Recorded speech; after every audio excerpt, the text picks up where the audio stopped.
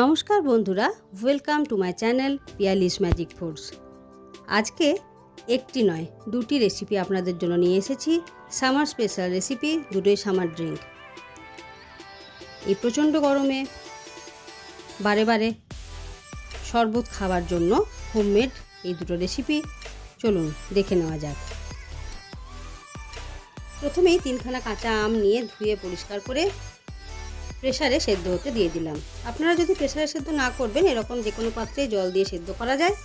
Just দুটো city দিয়ে দুটো হুইসেল হওয়ার পর আমগুলোকে বের করে নিতে হবে। এখন বেশ গরম আছে, একটুখানি ঠান্ডা হলে তখন আমগুলোকে বের করে নিয়ে এর থেকে সমস্ত খোসাগুলোকে এবং ভেতরে থাকা যে আমের আঁটি সেটাকে বের করে নিতে হবে।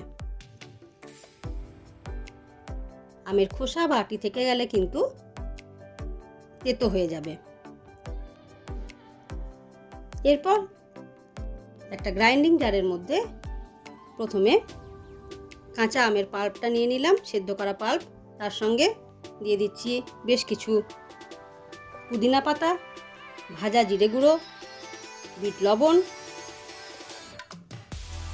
চিনি এবং অল্প একটু জল সব দিয়ে, এবং অবশ্যই একটা কাঁচা লঙ্কা দিয়ে দেবেন। কাঁচা লঙ্কার গন্ধটা কিন্তু এর সাথে দারুণ লাগে।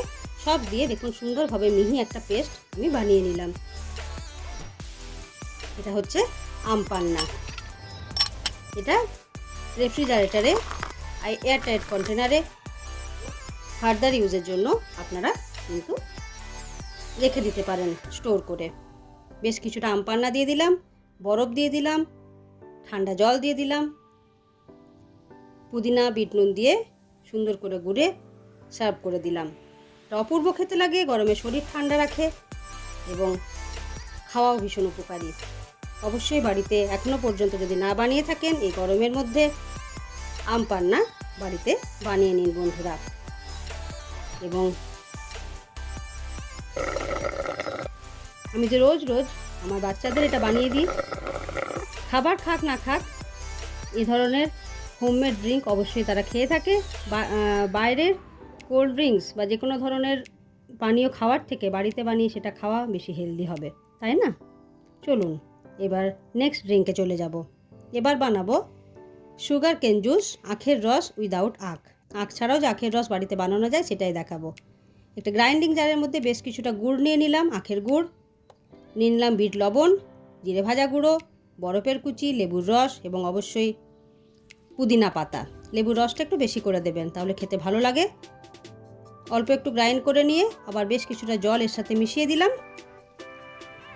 যতটা পাতলা পছন্দ করেন সেই রকমভাবে আপনারা জল দেবেন। দেখুন একেবারে আখের রসের মতোই দেখতে এবং খেতেও কিন্তু একেবারে আখের রসের মতন। বুঝতেই পারবেন না যে আপনারা এটা গুড় থেকে বানিয়েছেন বা বাড়িতে বানিয়েছেন। একেবারে আখ থেকে বের করা যে রস আমরা বাজারে খেয়ে থাকি, ঠিক সেই রকমই। তবে বাজারে আমরা যেটা খাই স্ট্রিট ফুড হিসাবে যেটা আমরা খেয়ে থাকি, সেটা কিন্তু কতটা ওরা হাইজিন মেনটেন করে তা আমাদের জানা নেই। বাড়িতে যদি এভাবে গুড়, লেবুর রস, বিট লবণ, পুদিনা পাতা এবং অল্প একটু জিরে ভাজা গুঁড়ো দিয়ে যদি বানিয়ে নেন, তাহলে এই আখের রসের উপকারিতা খুবই থাকে। এই গরমের মধ্যে শরীর ঠান্ডা রাখে, খেতেও উপকারী এবং বাচ্চা বড় সকলেই ভীষণ পছন্দ করবে। তাহলে আজকের এই দুটি পানীয়ের রেসিপি আপনাদের কেমন লাগলো বন্ধুরা? অবশ্যই ছোট্ট কমেন্ট করে জানাবেন। আমার রেসিপি ভালো লাগলে অবশ্যই কিন্তু লাইক এবং শেয়ার করতে ভুলবেন না। তাহলে আজকে এই পর্যন্তই। গরমে সকলে ভালো থাকবেন। ধন্যবাদ।